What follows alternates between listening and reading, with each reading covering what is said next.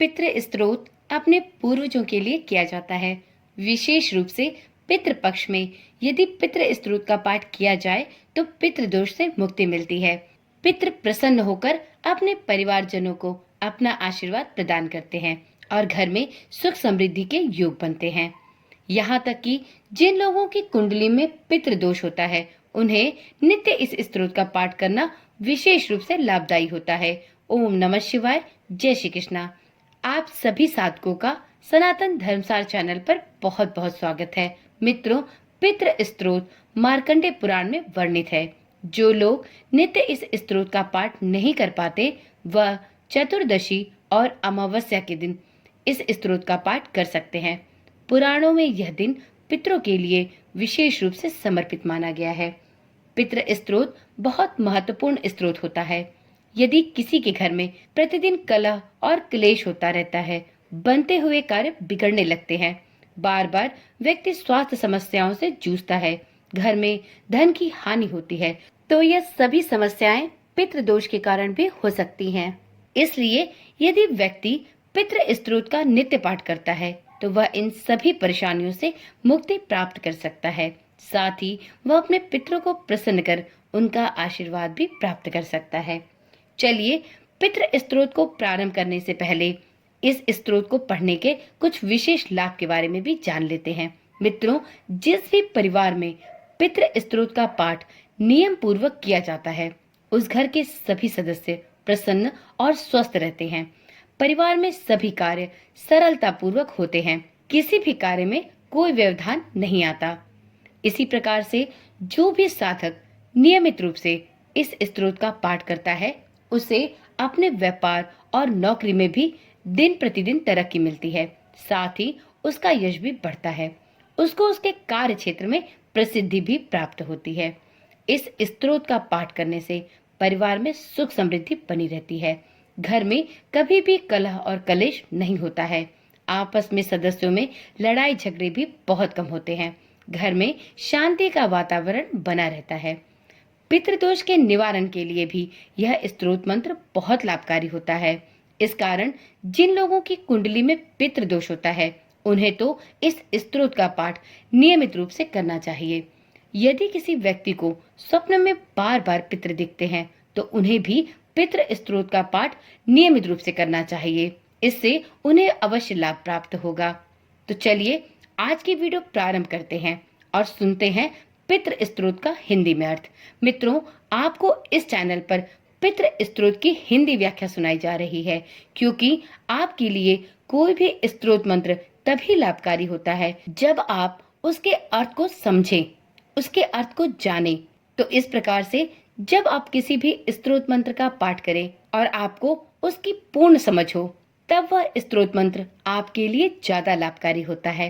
तो इसलिए आपको इस वीडियो के माध्यम से पितृ स्तोत्र की हिंदी में व्याख्या सुनाई जाएगी। तो चलिए अपने पितरों का स्मरण करते हुए इस पितृ स्तोत्र मंत्र को प्रारंभ करते हैं।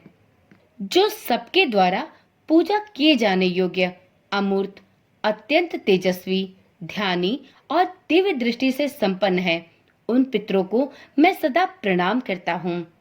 जो इंद्र आदि समस्त देवताओं, दक्ष, मारीच, सप्त ऋषियों तथा दूसरों के भी नेता हैं, हर मनोकामना को पूर्ण करने वाले उन पितरों को मैं प्रणाम करता हूँ।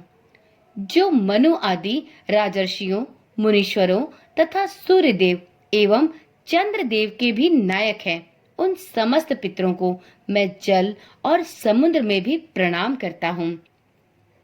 नक्षत्रों, ग्रहों, अग्नि, वायु, आकाश और भूलोक तथा पृथ्वी के भी जो नेता हैं, उन पितरों को मैं हाथ जोड़कर प्रणाम करता हूँ।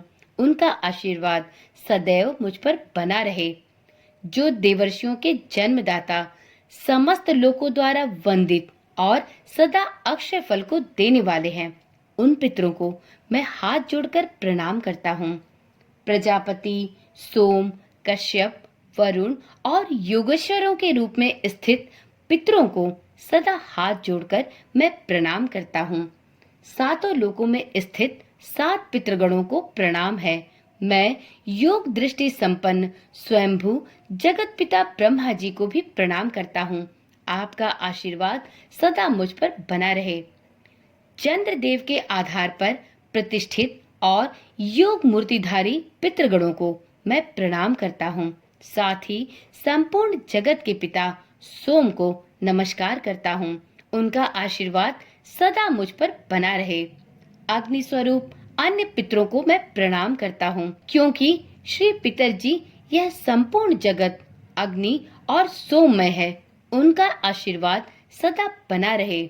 जो पितर तेज में स्थित हैं, जो ये चंद्रमा, सूर्य और अग्नि के रूप में दृष्टि गोचर होते हैं तथा जो जगत स्वरूप एवं ब्रह्म स्वरूप हैं, उन संपूर्ण योगी पितरों को मैं एकाग्रचित होकर बारंबार प्रणाम करता हूँ।